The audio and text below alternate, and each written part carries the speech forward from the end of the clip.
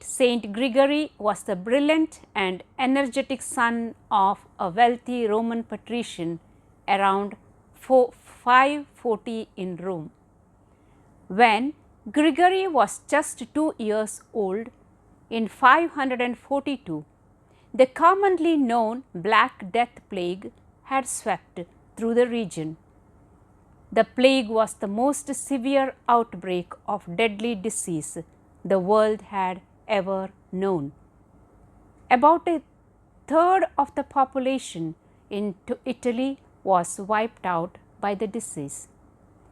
In addition to disease, the barbarian Ostrogoths sacked Rome in 546. The Franks attempted an invasion in 554. Both of these incursions were short-lived.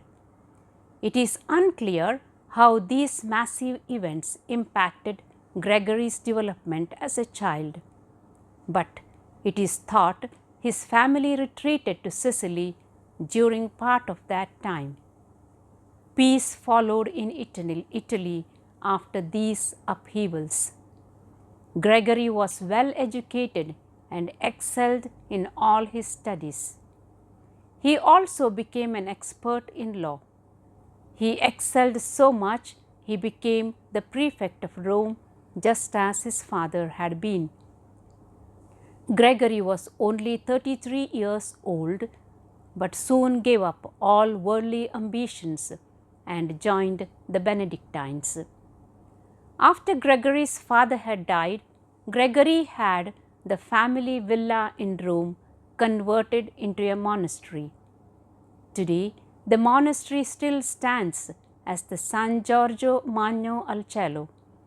This famous monastery fell into ruin in the following centuries, but was restored during the 17th and 18th centuries. As a monk, Gregory was hard and strict.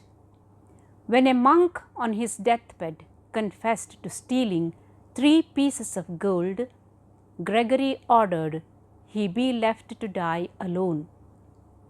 After the poor monk had died, Gregory ordered his body thrown on a dung heap along with the 3 coins. Then, in a turn of heart, Gregory offered 30 masses for the deceased monk. And there goes the story of 30 Gregorian masses for the souls in purgatory, said with unbroken succession. Some days later, the deceased monk Justus appeared in a vision to his friend Copicius and said, "I have just received the common pardon and release from purgatory because of the masses said for me." The monks did a calculation and noted that it was exactly 30 days since the 30 masses had begun for Justus. They shared this great consolation with each other, with their abbot, and with Pope Gregory. Gregory's teaching on morals and on the mystical life sprang from the source of Holy Scripture. Through him, the living water of the gospel flowed out to all nations.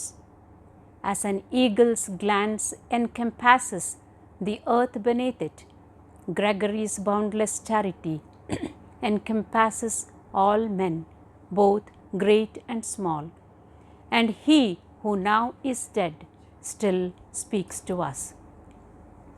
As we commemorate this great saint today, let us remember that as Christians, we have the duty to pray for the souls in purgatory. They help us, but they cannot help themselves. Let us be reciprocal then.